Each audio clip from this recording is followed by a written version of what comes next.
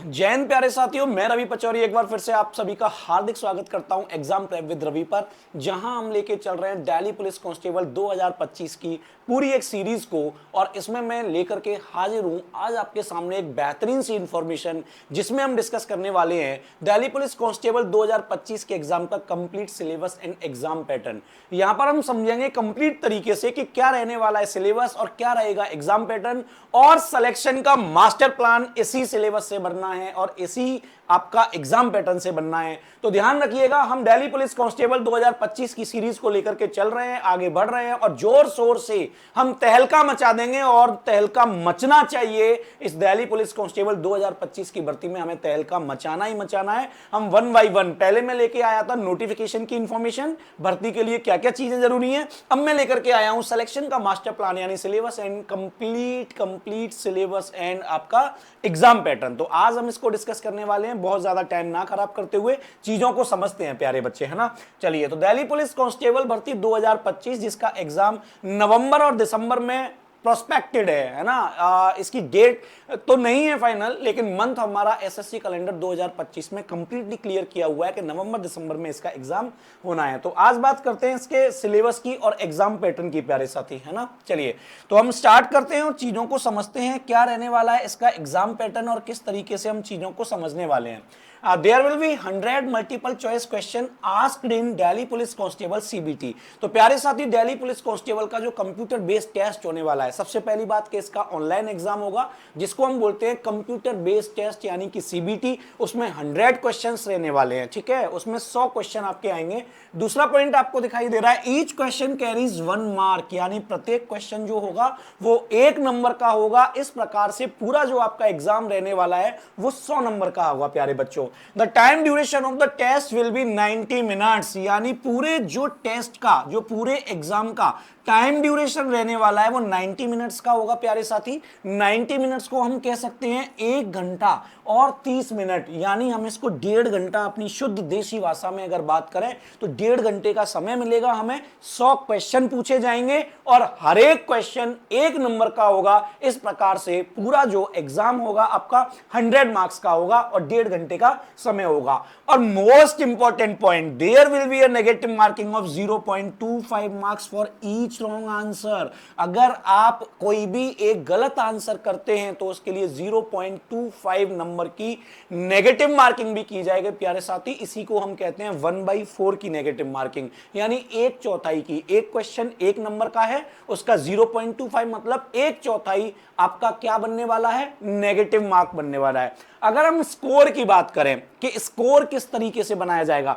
तो प्यारे साथी मैं एक जनरल सा फॉर्मूला बता देता हूं कि किस तरीके से इसका स्कोर जनरेट होगा। जैसे राइट क्वेश्चन जितने आप करेंगे तो ये हो गया आपका right question and negative marking लगाएंगे -0.25। दोबारा लिख देता हूं एक बार, इसका जो फॉर्मूला बनेगा स्कोर बनाने का वो बनेगा, जो आप राइट क्वेश्चंस करके आएंगे एग्जाम में तो ये हो गया आपका राइट क्वेश्चन, और नेगेटिव मार्किंग लगेगी -0.25 मल्टीप्लाई बाई रॉन्ग क्वेश्चन। तो आप अपने एग्जाम में अपने राइट और रॉन्ग क्वेश्चन देख करके अपना स्कोर बना सकते हैं प्यारे साथी। प्रत्येक राइट क्वेश्चन 1 मार्क का होगा और प्रत्येक गलत आंसर पे आपको 0.25 मार्क की नेगेटिव मार्किंग होगी। तो इस फॉर्मूले में आप अपने राइट क्वेश्चन और रॉन्ग क्वेश्चन की वैल्यू को पुट करके अपने स्कोर को पता कर सकते हो। ये आपका एक रॉ स्कोर होगा, और रॉ स्कोर के बाद जो भी आपका डिपार्टमेंट आपका नॉर्मलाइजेशन फैसिलिटी रखेगा, नॉर्मलाइजेशन के आधार पर जो भी आपके मार्क्स ऊपर नीचे होंगे वो होंगे। ये आपको रॉ स्कोर बता देगा प्यारे साथी, ठीक है। चलिए आगे चलते हैं और चीजों को समझते हैं। नेक्स्ट, ये आपका पूरा कंप्लीट एग्जाम पैटर्न है जो मैंने नोटिफिकेशन के टाइम पे भी आपको क्लियर कर दिया था। इस एग्जाम के अंदर 4 सब्जेक्ट पूछे जाने वाले हैं। कौन कौन से 4 सब्जेक्ट? रीजनिंग हो गया, आपका जीएस एंड करंट अफेयर्स हो गया, क्वांटिटेटिव एप्टीट्यूड जिसको हम मैथ्स कहते हैं प्यारे साथी, जो मैथ्स का सब्जेक्ट हो गया, और कंप्यूटर अवेयरनेस। ये 4 सब्जेक्ट्स में पूछे जाने वाले हैं। सबसे अच्छी बात यह है कि दिल्ली पुलिस के एग्जाम में कोई भी लैंग्वेज का सेक्शन नहीं है, ना हिंदी का कोई सेक्शन है, ना इंग्लिश का कोई सेक्शन है, जिस तरीके से रेलवे में होता है ऐसे ही दिल्ली पुलिस में कोई भी लैंग्वेज का सेक्शन नहीं है। ठीक है, आगे देखते हैं। रीजनिंग के आपके 25 क्वेश्चन रहने वाले हैं, 25 नंबर के ये रहेंगे। ठीक है भाई, जनरल नॉलेज के 50 क्वेश्चन रहने वाले हैं और ये 50 नंबर के रहेंगे। मतलब बड़ा गेम रहने वाला है जनरल स्टडीज का। जीएस एंड करंट अफेयर्स का एक बहुत बड़ा रोल रहने वाला है, एक बहुत बड़ा गेम रहने वाला है। पूरे एग्जाम का 50% मार्क्स तो जो है प्यारे साथी वो जीएस से कवर हो रही है। चलिए, इसके बाद मैथ्स का एक छोटा सा वेटेज है, यानी 15 नंबर का 15 मार्क्स का 15 क्वेश्चन आएंगे। और कंप्यूटर अवेयरनेस का एक छोटा सा सेक्शन है, 10 क्वेश्चन आएंगे, 10 नंबर के रहेंगे।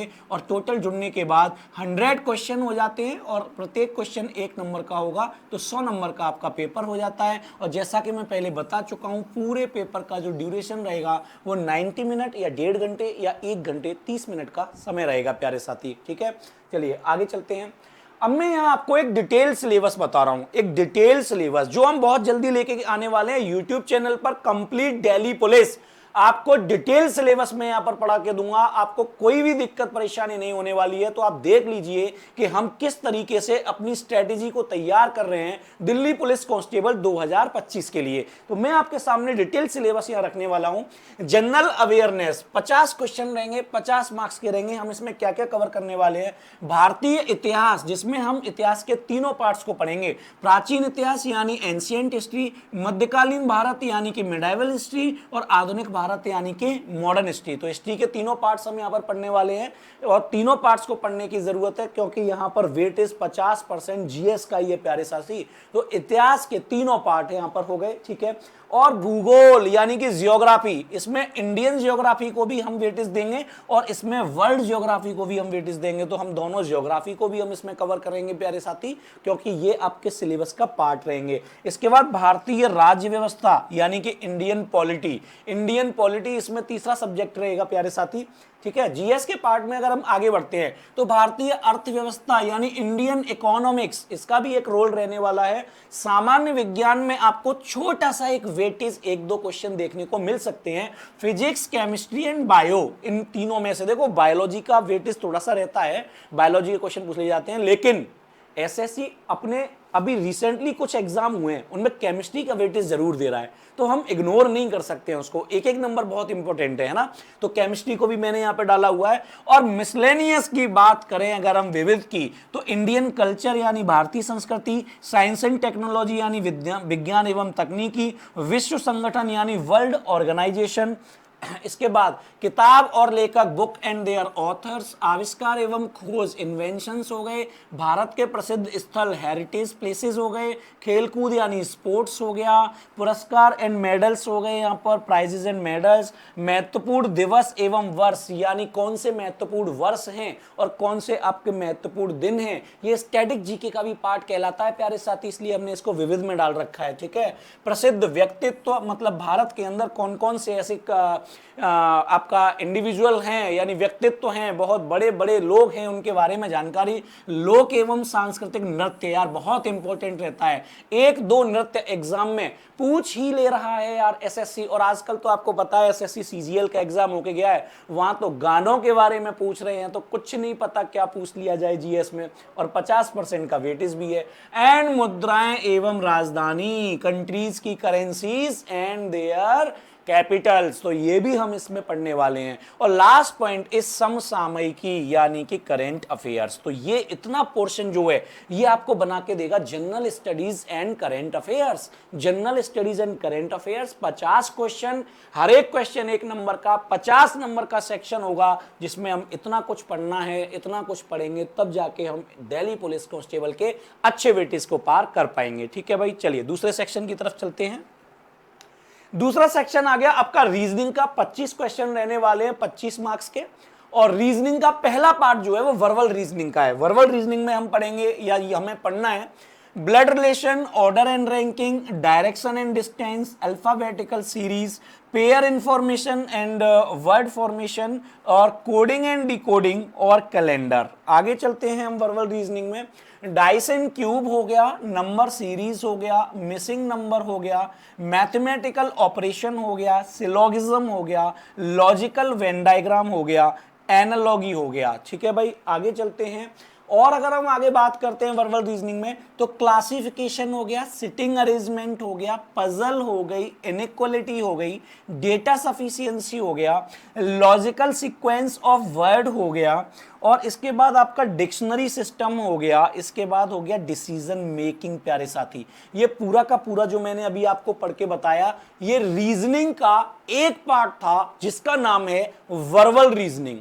रीजनिंग का दूसरा पार्ट आता है जो हमें पढ़ना है, जिसका नाम होता है लॉजिकल रीजनिंग। तो प्यारे साथी, लॉजिकल रीजनिंग में क्या है? कथन एवं कार्यवाही, और दूसरा होता है कथन एवं निष्कर्ष, तीसरा होता है कथन एवं पूर्व धारणा, और चौथा होता है कथन एवं तर्क। ये 4 पॉइंट ऐसे होते हैं, ये 4 कॉन्सेप्ट ऐसे होते हैं जो हम लॉजिकल रीजनिंग के पार्ट में पढ़ते हैं, जो दिल्ली पुलिस कांस्टेबल के लिए हमें पढ़ना है, जो सिलेबस में इंक्लूडेड है। और जब हम यूट्यूब पे क्लासेस शुरू करेंगे तो हम जम के इनकी पढ़ाई करेंगे। ठीक है भाई, चलिए। तो रीजनिंग का तीसरा सेक्शन जो आता है प्यारे साथी, वो आता है नॉन वर्बल रीजनिंग। क्या होता है? Non verbal reasoning. वर्बल होता है जिसमें हमें लैंग्वेज के रूप में कोई चीज बताई जाए, एंड नॉन वर्बल होता है जिसमें लैंग्वेज के रूप में कोई चीज नहीं बताई जाती, लेकिन फिगर आउट चीजें करनी पड़ती हैं। ठीक है, तो चलिए देखते हैं। ये हो गया आपका mirror image and water image हो गया, पेपर कटिंग एंड फोल्डिंग हो गया, इसके बाद एम्बेडेड फिगर्स हो गए, इसके बाद फिगर कंप्लीशन हो गया, इसके बाद ग्रुपिंग ऑफ फिगर्स हो गया, इसके बाद सीरीज हो गई, इसके बाद एनालॉगी हो गई। और नॉन वर्बल में अगर हम आगे चलते हैं तो क्लासिफिकेशन हो गया, फिगर फॉर्मेशन हो गया, काउंटिंग ऑफ फिगर हो गया, और आपका मैट्रिक्स हो गया। तो इतना सिलेबस हमें रीजनिंग के लिए पढ़ना है, इतना सिलेबस, क्योंकि 25 क्वेश्चंस की वेटेज रहने वाली है, और हर एक क्वेश्चन 1 नंबर का है, तो 25 मार्क्स का वो हो जाएगा प्यारे साथी। ठीक है, अब मैंने आपको देखिए जीएस का सिलेबस बताया, और जीएस की जो वेटेज रहने वाली है वो 50 नंबर की। ठीक है, मैंने आपको रीजनिंग का सिलेबस बताया कंप्लीट, जो हमें पढ़ना है वो प्यारे साथी 25 का है। यानी मैं मान के चलता हूं कि 75% जो वेटेज है प्यारे साथी, 75% वेटेज, वो तो ये 2 ही सब्जेक्ट लेके आ रहे हैं। अगर आप इन 2 सब्जेक्ट के पोर्शन को पूरा का पूरा सही कर देते हो, पूरा का पूरा सही कर देते हो, तब भी आप लास्ट ईयर की मेरिट के हिसाब से पास हो जाओगे और नौकरी ले जाओगे, और दिल्ली पुलिस में कांस्टेबल के पद पर कार्यरत हो जाओगे। ठीक है, लेकिन फिर भी हम पूरे नहीं कर पाते हैं, क्योंकि जीएस एक वास्ट है, तो इसके लिए फिर और भी सब्जेक्ट हैं। तो आगे चलते हैं, तीसरा सेक्शन क्या आने वाला है? तीसरा सेक्शन आने वाला है इसमें क्वांटिटेटिव एप्टीट्यूड, जिसको हम कहते हैं मैथ्स। 15 क्वेश्चन आएंगे, 15 मार्क्स के होंगे, यूनिट वाइज हम इसको पढ़ेंगे, और क्या क्या है पढ़ना वो मैं आपको बता देता हूं। कौन कौन से चैप्टर हम इसमें पढ़ने वाले हैं? ये हो गया percentage, profit and loss, CI SI and instalment, ये हम यूनिट 1 के अंदर पढ़ेंगे। आगे चलते हैं, यूनिट 2 की बात करें तो एवरेज यानी कि औसत, रेशियो एंड प्रपोर्शन यानी मिक्सर एंड एलिगेशन, पार्टनरशिप यानी साझेदारी, एंड एज, ये हम सेकंड यूनिट में पढ़ने वाले हैं, और मोस्ट इंपॉर्टेंट चैप्टर्स हैं दिल्ली पुलिस कांस्टेबल के लिए। चलिए, तीसरा यूनिट की अगर हम बात करें, टाइम एंड वर्क हो गया, वर्क एंड वेजेस हो गई, पाइप एंड सिस्टम हो गई। हम इन 3 चैप्टर को एक यूनिट 3 में पढ़ेंगे।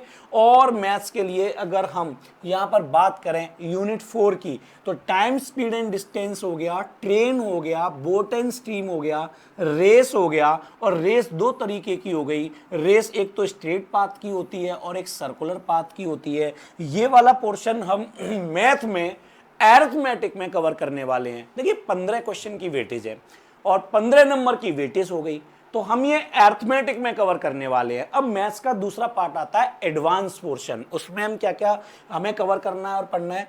नंबर सिस्टम हो गया, ये आपका एलसीएम एंड एचसीएफ, ये प्यारे बच्चे एच होगा, है ना, एचसीएफ एंड एलसीएम हो गया। मेंसुरेशन हो गया, जिसके 2 पार्ट होते हैं, 2D एंड 3D। ट्रिग्नोमेट्री का थोड़ा बहुत पार्ट हो गया, एल्जेब्रा का फॉर्मूले बेस्ड क्वेश्चंस हो गए, जियोमेट्री का छोटा सा पार्ट हो गया, एंड सिंप्लीफिकेशन। तो एडवांस की एक कोई बहुत बड़ी वेटेज नहीं है, लेकिन पढ़ने हमें सारे चैप्टर्स हैं, लेकिन बहुत डीप नहीं आएगा एडवांस के चैप्टर से, लेकिन फिर भी हम सारे चैप्टर्स को पढ़ के चलेंगे, बिकॉज हमें जॉब से ये 1% भी कोई भी गुंजाइश हमें नहीं छोड़नी है प्यारे साथी, है ना, हम कोई भी गुंजाइश छोड़ने वाले नहीं है। ठीक है भाई, चलिए, तो ये आपका मैथ का पोर्शन हो गया।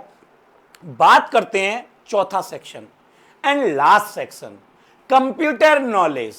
आप कोई छोटी सी प्रीवियस ईयर क्वेश्चन की भी बुक कर जाएंगे ना, उससे भी आपको 10 में से 7-8 क्वेश्चन करने को मिल जाएंगे। ठीक है, चलिए बहुत ही फंडामेंटल सा कंप्यूटर इसमें पूछा जाने वाला है। 10 क्वेश्चन 10 मार्क्स के होंगे। क्या क्या पूछा जाएगा?